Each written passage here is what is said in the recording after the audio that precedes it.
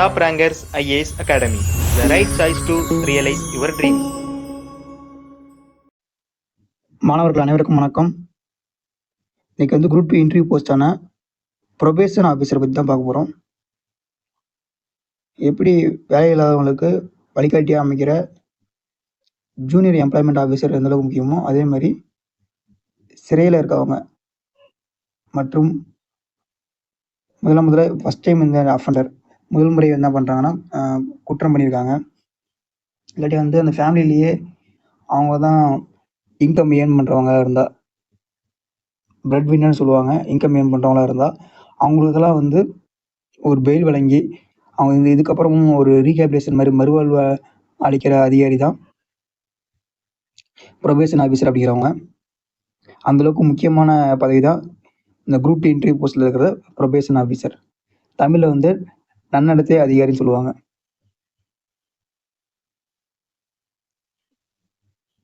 இந்த probation officer அப்படிங்கிற துறை வந்து எந்த டிபார்ட்மெண்ட் கீழே வருதுன்னா தமிழ்நாடு பிரிசன் டிபார்ட்மெண்ட் கீழே தான் வருது. இப்போ இந்த ப்ரொபேஷன் ஆஃபீஸர் அப்படிங்கிறது ஆரிஜின் ஆனது எப்படின்னு இப்போ பேக்ரவுண்ட் பார்ப்போம். இது வந்து எங்கே ஆரிஜின் ஆயிருக்குன்னா அறிமுகம் ஆறுதுனது வந்து அமெரிக்காவில் வந்து ஆரிஜின் ஆயிருக்கும். இப்போ ஃபஸ்ட்டு யார் வந்து காரணமாக இருப்பா அப்படின்னா ஜான் அகஸ்டஸ் அப்படிங்கிறது தான் காரணமாக இருப்பார். இவர் வந்து ஒரு செருப்பு தொழிலாளி, செருப்பு தைக்கிறவங்க. இவங்க தான் சொல்கிறாங்கன்னா ஃபாதர் ஆஃப் ப்ரொபேஷன் சொல்கிறாங்க, நன்னடத்தின் தந்தை அப்படின்னு சொல்கிறாங்க இவரை. இதனால சொல்லியிருப்பாங்கன்னா இவர் வந்து ஒரு 2000 மென் அண்ட் உமன்ஸ் என்ன பண்ணியிருப்பாருன்னா இவர் வந்து பெயில் எடுத்து அவங்கள வந்து இவர் வந்து ரீஹாபிலேஷன் பண்ணியிருப்பார், மறுவாழ்வு அளிச்சிருப்பார் அவர்களுக்கு. அதே மாதிரி இவர் தான் ஃபாதர் ஆஃப் ப்ரொபேஷன் சொல்கிறோம், நன்னடத்தை தந்தைன்னு சொல்கிறோம். அப்போ அதன் பேஸ் பண்ணி என்ன பண்ணியிருப்பாங்கன்னா முதல்ல இந்தியாவிலேயே ஃபஸ்ட்டு சட்டம் இயற்றின மாகாணம் அப்படின்னா மெட்ராஸ் மாகாணம் தான். இந்த Madras probation of offender act அப்படின்னா 1936 வந்து ஃபர்ஸ்ட் என்ன பண்ணுறாங்கன்னா இந்த ப்ரொபேஷன் ஆஃப் அஃபண்டர் ஆக்ட் அப்படின்னு உருவாக்குறாங்க இந்தியாவிலேயே முதல் முறை. இந்த ப்ரொபேஷன் ஆஃபீஸரோட முக்கிய குறிக்கோள் என்னன்னா தவறான நடத்தையில் வந்து ஈடுபட்டவங்கள நல்ல நடத்தைக்கு வந்து கொண்டு போகிறது தான் வந்து இவங்களோட முக்கியமாக இருக்குது. இப்போ அந்த வேலை செய்கிறவங்க வந்து நன்னடத்தை அதிகாரி அப்படிங்கிறவங்க. இப்போ இவங்க என்ன பண்ணுறாங்கன்னா சில முதல் முறை குற்றம் பண்ணியிருப்பாங்க, சில சூழ்நிலை காரணமாக குற்றம் பண்ணியிருப்பாங்க. அவங்களுக்குலாம் வந்து ஒரு பெயில் வழங்கி என்ன பண்ணுறாங்கன்னா அவங்கள அந்த சமூகத்திலேயே வாழ வைக்கிறாங்க. மேலும் அவர் வந்து தவறில் ஈடுபடக்கூடாது அப்படிங்கிறதுக்காகவும்.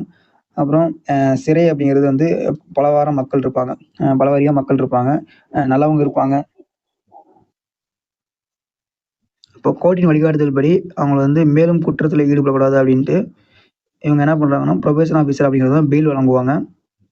இது என்ன சொல்கிறாங்கன்னா suspension of sentence, conditionally suspension of sentence சொல்கிறாங்க. தற்காலிகமாக ஒரு என்ன பண்ணுறாங்கன்னா இது வந்து இந்த தண்டனை நிறுத்தி வச்சுக்கிறதுக்கு அவங்க வந்து முழுமையாக வர்றது கிடையாது. அப்போ இவங்க கீழே கஸ்டடியில் தான் இருப்பாங்க, இந்த ப்ரொபேஷன் ஆஃபீஸர் கஸ்டடியில் தான் இருப்பாங்க. கஸ்டடி மீன்ஸ் அவங்க வீட்டிலே இருந்தாலும் அவங்க வந்து பெயிலில் வந்து குறிப்பிட்ட நாள் வந்து சைன் பண்ணிட்டு போகணும், 1 மந்த்துக்கு ஒரு டைம் வந்து சைன் பண்ணிட்டு போகணும் அப்படின்ட்டு ஒரு கண்டிஷன் சொல்லியிருப்பாங்க. இல்லை 1 வீக் அப்படின்ட்டு அவங்க எந்த அளவுக்கு குற்றம் பண்ணியிருக்காங்களோ அந்த குற்றத்தின் பொறுத்து அவங்க வந்து என்ன பண்ணுறாங்கன்னா அவங்க வந்து சைன் பண்ணிட்டு போகிற மாதிரி இருக்கும். இதெல்லாம் சொல்கிறாங்கன்னா ஆல்டர்னேட்டிவ் இம்ப்ரெஸ்மெண்ட், அந்த இம்ப்ரெஸ்மெண்ட்டுக்கு ஒரு மாற்று வழி அதிகமாக சொல்கிறாங்க. இது இன்னொரு மாதிரி என்ன வைக்கிறாங்கன்னா நான் இன்ஸ்டியூஷனல் ட்ரீட்மெண்ட்னு சொல்கிறாங்க. அப்போ இவங்க வந்து ஜெயிலில் வந்து இது வச்சு இவங்க வந்து தண்டனை கொடுக்காம அவங்க என்ன பண்ணுறாங்கன்னா அவங்க சமூகத்துக்குள்ளேயே அவங்க வீட்லேயோ இல்லை அவங்க சமூகத்துலேயோ வாழ்கிற மாதிரி பெயில் கொடுத்து அவங்கள இன்னும் மேலும் குற்றம் நடக்காமல் பார்த்துக்கணும், அவங்களுக்கு குற்றம் நடக்காமல் பார்த்துக்கணும், அவங்க எந்த குற்றமும் பண்ணாமல் பார்த்துக்கிற வேலையை தான் இவங்க வந்து ப்ரொபேஷன் ஆஃபீஸர் அப்படி செய்கிறாங்க. முக்கியமான வேலையாக இருக்குது. இனிஷியலாக வந்து இது எப்போனா மெட்ராஸில் தான் ஃபஸ்ட்டு உருவாக்கியிருப்பாங்க. அதுக்கப்புறம் லேட்டராக 1946 கவர்மெண்ட் என்ன பண்ணுறாங்கன்னா ஃபுல்லாக இந்தியன் கவர்மெண்ட் ஃபுல்லாகவே வந்து இது ஒரு ஆர்டராக பாஸ் பண்ணுறாங்க. ஃபஸ்ட்டு அப்பாயின் பண்ணுறது வந்து சேலரி போஸ்ட்னா தான் இருக்குது. முன்ன வாலண்டரியாக தான் என்ன பண்ணுவோம் அப்பாயின் பண்ணுவாங்க ப்ரொபேஷன் ஆஃபீஸருங்கிறத.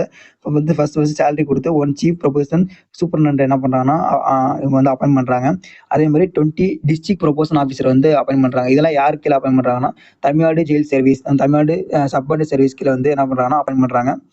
அட் ப்ரெசென்ட் எத்தனை இருக்குன்னா வந்து 87 ப்ரொபேஷனல் ஆஃபீஸர் இருக்காங்க.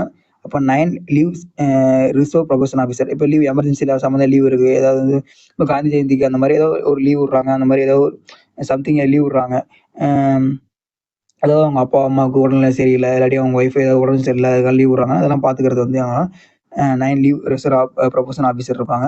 அடுத்து வந்து ரீஜனல் லெவலில் வந்து ப்ரொபேஷன் ஆஃபீஸர் வந்து 12 பேர் இருக்காங்க. ஒரே ஒரு சீஃப் ப்ரொபேஷன் சூப்பர்டென்ட் இருக்காங்க. சரிங்களா? ஏதாவது ஒரு படிநிலை மாரி. இப்போ ஒன் சீஃப் ப்ரொபேஷன் சூப்பரிண்டென்டென்ட் கீழ யார் இருப்பாங்கன்னா, 12 ரீஜனல் ப்ரொபேஷன் ஆஃபீசர் இருப்பாங்க. அந்த 12 ரீஜனல் ப்ரொபேஷன் ஆஃபீசர் கீழ வந்து 87 ப்ரொபேஷன் ஆஃபீசர் இருப்பாங்க. நன்னடத்தை அதிகாரி இருப்பாங்க. சரிங்களா? இது வந்து என்ன சொல்றாங்கன்னா, ஒரு கிரிமினல் ஜஸ்டிஸோட ஒரு பிரான்ச் தான். அ அ சரிங்களா? இது ஒரு பிரான்ச் சொல்றாங்க. அப்ப நீதிமன்றத்தின் கண்கள் மற்றும் காதுகளாக வந்து யார் இருக்காங்கன்னா, நன்னடத்தை அதிகாரி இருக்காங்க. எதனால அப்படி சொல்றாங்கன்னா, எதா இருந்தாலும் குற்றவாளிய பத்தின ஃபுல் எவிடன்ஸ் வந்து எல்லாருமே இவங்கள தான் நம்புவாங்க. இவங்க தான் வந்து போய் எவிடன்ஸ கலெக்ட் பண்ற மாரி இருக்கும். மேக்ஸிமம் வந்து இது ஒரு டூர் மாரி போயிட்டு வர மாரி தான் இருக்கும். இது ஒரே இடத்துல போய் ஆஃபீஸ் டியூட்டி வந்து மார்னிங் 10 மணிக்கு போயிட்டு சாயந்தரம் 5 மணிக்கு வர ஜாப்லாம் கிடையாது. மேக்ஸிமம் வந்து நீங்க வெளிய தான் ரவுண்டிங்லயே இருக்க மாரி இருக்கும். டேட்டா வந்து கலெக்ட் பண்ற மாரி இருக்கும். அதுக்கப்புறம் வந்து ஏதாவது பெயில்ல விட்டுருந்தீங்கன்னா, அவங்கள வந்து கண்காணிக்கிற மாரி இருக்கும். இந்த மாரி ஒர்க் தான் உங்களுக்கு கண்டிப்பா இருக்கும். விசிட் பண்ற மாரி இருக்கும். சென்ட்ரல் ஜெயிலு, அதுக்கப்புறம் வந்து மத்த ஜெயில்லாம் வந்து ஏன்னா நீங்க வந்து விசிட் பண்ற மாரி இருக்கும். அங்க கரெக்ட்டா வந்து அ கஸ்டடியில வச்சிருக்க அஃபெண்டர் தான் கஸ்டடியில வச்சிருக்காங்களா? இல்ல வந்து இல்லீகலா யாராவது கஸ்டடியில வச்சிருக்காங்களா? அப்படின்னு பார்க்குற வேலை எல்லாமே உங்களுக்கு மேக்ஸிமம் உங்களுக்கு தான் இருக்கும். அதுக்கப்புறம் வந்து ஹெல்த் ப்ராப்ளமா இருக்கட்டும், எல்லா வேலையுமே வந்து ஃபுல்லா கஸ்டடியில பார்க்குறது, அவங்க ஹெல்த்துக்கும், திரும்ப வந்து ரீஹேபிலிட்டேஷன் மறுவாழ்வுக்கு எல்லாத்துக்கும் உதவி பண்றது யாரா இருப்பீங்க? நீங்க தான் புரொபேஷன் ஆஃபீஸரா இருப்பீங்க. அந்த அளவுக்கு இது ரொம்ப முக்கியமான பதவி. அதனால தான் இத சொல்றேன் என்னன்னா, நீதிமன்றத்தின் கண்கள் மற்றும் காதுகளாக செயல்படுறாங்க. ஒரு நீதிமன்றம் வந்து ஏதாவது ஒரு தீர்ப்பு வழங்குறாங்க. இப்போ ஒரு பெயில் வந்து ஒருத்தவங்க வெளியிடுறாங்கன்னா, அந்த பெயில்ல வெளியேறதுக்கு முன்னாடி வந்து இவங்களோட ரெக்கமெண்டேஷன் அப்படின்னு கேட்பாங்க. அதாவது இவங்களோட நீங்க என்ன சொல்ல வரீங்க அப்படின்ட்டு உங்கள கருத்து கேட்பாங்க. அந்த ஜெயில்ல அவங்க ஓகே நல்லா தான் இருக்காங்க அப்படின்னு சொல்லிட்டு இந்த புரொபேஷன் ஆஃபீசர் சைன் பண்ணி குடுத்தா தான் என்ன பண்ணுவாங்கன்னா, பெயிலே வந்து கிடைக்கும். சரிங்களா? அந்த அளவுக்கு இந்த புரொபேஷன் ஆஃபீசர் வந்து ரொம்ப முக்கியமானவங்க. அதுக்கப்புறம் வந்து இந்த சைன் பண்றது மந்த்லி, வீக்லி வந்து சைன் பண்றது எல்லாமே வந்து யார் கண்ட்ரோல்ல வரும்னா, புரொபேஷன் ஆஃபீசர் கீழ தான் வரும். அந்த அளவுக்கு முக்கியமானவங்க. சப்போஸ் யார் யாருக்கெல்லாம் வந்து பெயில் குடுப்பாங்க அப்படிங்கும்போது, இந்த ஃபர்ஸ்ட் டைம் அஃபெண்டரா இருப்பாங்க. அவங்க வந்து ஏதாவது சூழ்நிலை காரணமா தப்பு பண்ணியிருப்பாங்க. அவங்களுக்கு இந்த பிரெட் வின்னர்ன்னு ஏற்கனவே சொல்லியிருப்பேன். அ அவங்க வந்து ஃபேமிலில அவங்க சம்பாரிப்பாங்க. வேற எதுவும் சம்பாரிக்கிறது இருக்க மாட்டாங்க. வேற என்ன சொல்லுவாங்கன்னா, அந்த சிறையில இருப்பாங்க பார்த்தீங்களா? தப்பு பண்ணிட்டு சிறையில இருக்கவங்க வந்து அங்க வேலை செஞ்சுட்டு இருப்பாங்கல்ல, அதுல ஊதியம் இருக்கு. அது வந்து அவங்க குடும்பத்துக்கு போய் சேர்க்கிற வேலையும் எல்லாமே வந்து புரொபேஷன் ஆஃபீசர் தான் வரும். அடுத்து வந்து இந்த புரொபேஷன் ஆஃபீசர் என்ன சொல்லலாம்னா, ஒரு ஃப்ரெண்டு, பிலோசோபர், கைடு அது மாரி எதுனா சொல்லிக்கலாம். தமிழ்ல வந்து நண்பர், தத்துவவாதி அது மாரி அவர் வந்து எதுனா சொல்லிக்கலாம். ஏன்னா, அவர் வந்து நமக்கு அதாவது கைதிகளுக்கு வந்து எந்த அளவுக்கு உதவியா இருக்காருன்னா, அவங்கள சீர்திருத்தம் பண்றதாகட்டும், அவங்களுக்கு வந்து மறுவாழ்வு தர்றதாகட்டும், ஒருங்கிணைக்கிறதாகட்டும், எல்லாத்துக்கும் ஹெல்ப்ஃபுல்லா ரொம்ப இருக்கிறவர் வந்து இந்த புரொபேஷன் ஆஃபீசர் தான். அப்படிங்கிறது ரொம்ப முக்கியமான பதவி. அந்த பதவிக்கு வந்து சேலரி அப்படிங்கும்போது, அவங்களுக்கு பே ஸ்கேல் வந்து 36,900 குடுத்துருக்காங்க. ஓவராலா எவ்வளோ வரும்னா, உங்களுக்கு வந்து 59, 60,000 வந்து வரும். அது மாரி தான் இதெல்லாம் 4,000 அப்படிங்கிறது நீங்க வந்து டிராவலிங் அலவன்ஸ் இருக்குல்ல, அதெல்லாம் உங்களுக்கு குடுப்பாங்க. மொத்தம் ஒரு 60,000 வந்து உங்களுக்கு வரும் மேக்ஸிமம் சேலரி வரும். அடுத்து இவங்களோட டியூட்டீஸ் வந்து ரெஸ்பான்சிபிலிட்டீஸ் அப்படிங்கும்போது, இப்ப இவங்க அந்த குரூப் 2 போஸ்டிங்கும்போது எந்த டிகிரி வேணா எடுத்துக்கலாம்.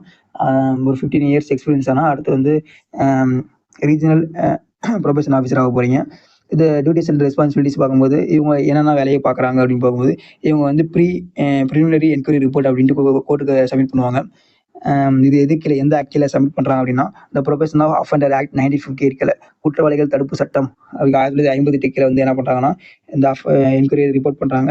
அடுத்து வந்து வேற என்ன சொல்றாங்கன்னா, பாஸ்டல் ஸ்கூல் ஆக்ட், போஸ்டல் பள்ளி சட்டம் கீழ கொண்டு இவங்க வந்து என்ன பண்றாங்கன்னா, ரிப்போர்ட் சப்மிட் பண்றாங்க. அதே மாரி juvenile justice care and protection ஆக்ட்ல இவங்க வந்து ஒரு ரெஸ்பான்சிபிலிட்டீஸ் இந்த இருக்கு.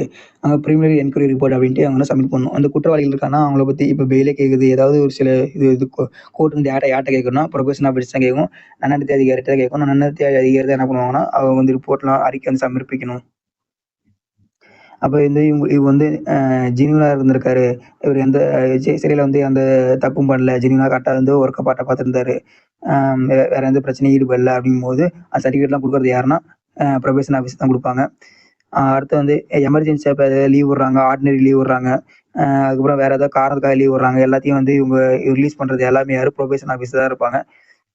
அதுக்கப்புறம் வந்து இந்த முன்னே சொன்ன பாருங்க லாக்கப்ல வந்து இல்லீகலா வந்து கஸ்டடியில வச்சிருக்காங்க. அந்த மாரிலாம் வந்து எல்லாமே பார்த்துக்கிறது வேலை எல்லாம் புரொபேஷன் ஆஃபீசர் தான் போய் செக் பண்ற மாரி இருக்கும். அப்ப லாக்கப்ல வந்து ஹைஜீனா இருக்காங்களா இல்லையான்னு பார்க்கறது எல்லாமே வந்து புரொபேஷன் ஆஃபீசர்ல தான் இருக்கும். இவர் வந்து சப் ஜெயிலு, சென்ட்ரல் ஜெயில் எல்லாத்தையும் விசிட் பண்ணுவாரு. சரிங்களா? இதான் வந்து புரொபேஷன் ஆஃபீஸருக்கான சில அ இது இன்னும் கொஞ்சம் பார்ப்போம். அதுக்கு முன்னாடி வந்து ரீஜனல் புரொபேஷன் ஆஃபீசர் அப்டின்னா எவ்வளோ பார்ப்போம். இது 15 இயர்ஸ் எக்ஸ்பீரியன்ஸ் இருந்தா அடுத்து வந்து ரீஜனல் புரொபேஷன் ஆஃபீசர் ஆயிரலாம். அது அந்த இது வட்டார லெவலில் அந்த மாதிரி இருக்கிறது வந்து ரீஜனல் ப்ரொபேஷன் ஆஃபீஸர் இருப்பாங்க. இவங்க வந்து மேக்ஸிமம் இந்த ரீஜனல் ப்ரொபேஷன் ஆஃபீஸர் மொத்தம் 12 பேர் தான் இருக்காங்க. அவங்க வந்து என்ன பண்ணுறாங்கன்னா, இந்த ப்ரொபேஷன் ஆஃபீஸர் இருப்பாங்க, நன்னடத்தை அதிகாரி இருக்காங்க பார்த்தீங்களா, அவங்கள வந்து இன்ஸ்பெக்ட் பண்ணுறது தான் இவங்களோட வேலையாக இருக்கும் மேக்ஸிமம். அவங்க எல்லைக்கு உட்பட்டு இப்போ ஒரு ரீஜனல் இருக்குன்னா அதில் ஒரு 4 ப்ரொபேஷன் ஆஃபீஸர் இல்லை 5 ப்ரொபேஷன் ஆஃபீஸர் இருப்பாங்க. அந்த எல்லைக்கு உட்பட்டு எத்தனை ப்ரொபேஷன் ஆஃபீஸர் இருக்காங்களோ அவங்களோட ஒர்க்லாம் வந்து பார்க்குறது எல்லாமே இவங்க யார் ரீஜனல் ப்ரொபேஷன் ஆஃபீஸர் தான் இருப்பாங்க. இப்போ இவங்க வந்து மேக்ஸிமம் மீட்டிங் வந்து கனெக்ட் பண்ணுவாங்க. எதுக்காகனா அந்த ஜெயிலில் இருப்ப கைதி இருப்பாங்க பார்த்தீங்களா, அவங்களோட ரீஹாபிலிட்டேஷனுக்காக வந்து என்ன பண்ணுறாங்கன்னா மீட்டிங் தான் கனெக்ட் பண்ணுவாங்க. அது இதுக்கான டிஸ்சார்ஜ் பிரிசனர்ஸ் ஐடி சொசைட்டி அப்படிலாம் இருக்குது. எல்லா சொசைட்டிகளும் வாலண்டரி ஏஜென்சிஸ் அதுங்க வந்து என்ன பண்ணுவாங்கன்னா இவங்க ஒரு மீட்டிங் கனெக்ட் பண்ணுவாங்க. இப்போ ஜெயிலில் இருக்கும்போது சரி, ஜெயில் முடிஞ்சதுக்கப்புறம் சரி, எந்த மாதிரிலாம் வாழ்வு அமைப்போகுது அப்படிங்கிறது முக்கியமாக அதையும் பார்த்துக்க வேண்டியது வந்து ப்ரொபேஷன் ஆஃபீஸரோட கடமை. சப்போஸ் வந்து விக்டிம் காம்பன்சேஷன் ஃபண்ட் கொடுப்பாங்க. அப்போ ஏதோ குற்றம் பண்ணிட்டாங்க, சரி அதுலேருந்து மீட்டு வரதுக்காக. இப்போ ஏதோ ஒரு கொலை பண்ணிட்டாருன்னு வச்சுங்களேன், ஏதோ விக்டிம் கொலை பண்ணிட்டாருன்னா அவர் யார் கொலை பண்ணாங்களோ அவங்கள்ட்ட இருந்து ஏதாவது ஃபண்டு வந்து வாங்கி போய் கொடுக்குறது. விக்டிம் காம்பன்சேஷன் ஃபண்ட் அப்படின்னு சொல்கிறது, யார் குற்றவாளியோ அவங்க வந்து இப்போ ஃபைன் கட்டிடுன்னு சொல்லுவாங்க பார்த்தீங்களா, அந்த ஃபைன் கட்டுறது அமௌண்ட்லாம் போய் கரெக்டாக யாருக்கு போய் சேரணும்னா அங்கே பாதிக்கப்பட்ட நபருக்கு போய் சேர்றது எல்லாமே வந்து பார்த்துக்கிறது. அதில் வந்து அந்த டிஸ்ட்ரிக்ட் கலெக்டர் தான் வந்து என்ன பண்ணுவார், முடிவு பண்ணுவார். இந்த விக்டிம் காம்பன்சேஷன் ஃபண்ட் அப்படிங்கிறது முடிவு பண்ணுறது யார், டிஸ்ட்ரிக்ட் கலெக்டர். அந்த டிஸ்ட்ரிக்ட் கலெக்டர் ஒரு 4 பேர் இருப்பாங்க. அவங்க கீழே இருக்கிறது 4 பேரில் இவரும் ஒருத்தர், யார் ரீஜனல் ப்ரொபேஷன் ஆஃபீஸரும் ஒருத்தர். அது வந்து சீஃப் ப்ரொபேஷன் சூப்பரண்ட் இருக்காங்க. இவங்க வந்து யாருன்னா இவங்க தான் வந்து அட்மினிஸ்ட்ரேட்டிவ் ஹெட் ஆஃப் ப்ரொபேஷன் பிரான்ச்சுக்கு வந்து நன்னடத்தை பிரிவுக்கு வந்து அட்மினிஸ்ட்ரேட்டிவ் ஏஓ கூட சொல்லலாம். அட்மினிஸ்ட்ரேட்டிவ் ஹெட் வந்து யாருன்னா இவர் வந்து சீஃப் ப்ரொபேஷன் ஆஃபீஸர் தான். அடுத்து வந்து இவங்க வந்து ஃபுல்லாகவே யார் கீழே இருப்பாங்கன்னா டிஜி ஆஃப் பிரிசன் அப்படின்னு கொடுத்துருப்பாங்க. அவங்களுக்கு கீழே தான் என்ன பண்ணுறாங்கன்னா இவங்க ஒர்க் பண்ணுறாங்க. அடுத்து வந்து இவங்க ஸ்டேட் லெவலில் எந்த இடத்துலாம் வந்து ஜூரிஸ்டிக்ஷன் இருக்குது, எங்கே வேணால் வந்து என்ன ஆய்வு பண்ணலாம். இவங்க வந்து கேட்க வேண்டிய அவசியம் எதுவுமே கிடையாது. இவங்க வந்து ஆய்வு பண்ணிட்டு இருக்கலாம். ஸ்டேட் லெவலில் எல்லாமே ஃபுல்லாக என்டர் ஸ்டேட்லேருந்து ஆய்வு பண்ணலாம். அப்புறம் இதை தவிர இந்த ப்ரொபேஷன் ஆஃபீஸருக்கு வேறு என்னென்ன இருக்குன்னா ரீஹாபிலிட்டேஷன், மறுவாழ்வு அப்படின்னு முக்கியம். ஒருத்தர் தப்பு பண்ணிட்டாரு, அதுக்கான சிறை தண்டனை வகிச்சிட்டாரு. சிறை தண்டனை முடிஞ்சதுக்கப்புறமும் வந்து அவரோட வாழ்க்கை எப்படி அமையுது, மறுவாழ்வு கரெக்டாக அமையுதா, எல்லாத்துக்கும் அவர் சப்போஸ் ஒரு வேலைக்கு போகணும் விருப்பப்படுறாரு, கரெக்டாக வேலைக்கு போக முடியுதா, அப்போ அவங்களுக்கான ஒரு அமௌண்ட் வந்து கரெக்டாக சேருதா அப்படின்னா மேக்ஸிமம் வந்து போய் சேர்றதில்ல. அவங்களுக்கு வந்து ஹெல்ப் பண்ணுறது, இந்த மாதிரி ஒர்க் எல்லாத்தையும் பார்க்குறது வந்து அதாவது சிறையிலேருந்து முடிஞ்சதுக்கப்புறம் ஒரு மறுவாழ்வு ஏற்படுத்தி தரது தான் இவரோட வேலை, ரொம்ப முக்கியமான வேலை. அதில் பார்க்கும்போது இவர் வந்து ஆஃப்டர் கேர் ஆஃபீஸர் கூட சொல்லலாம். ஃபினான்ஷியல் அசிஸ்டன்ஸ் வாங்கி கொடுக்குறது, பேங்க்கில் என்ஜிஓட்டு ஃபினான்ஷியல் வாங்கிக்கிறது, அடுத்து மெடிக்கல் அலைன்ஸ்லாம் வாங்கி கொடுக்குறது எல்லாமே வந்து யாரோட ஒர்க் பண்ணுறாங்கன்னா அந்த ப்ரொபேஷன் ஆஃபீஸர் நன்னடத்தை அதிகாரியோட வேலை தான்.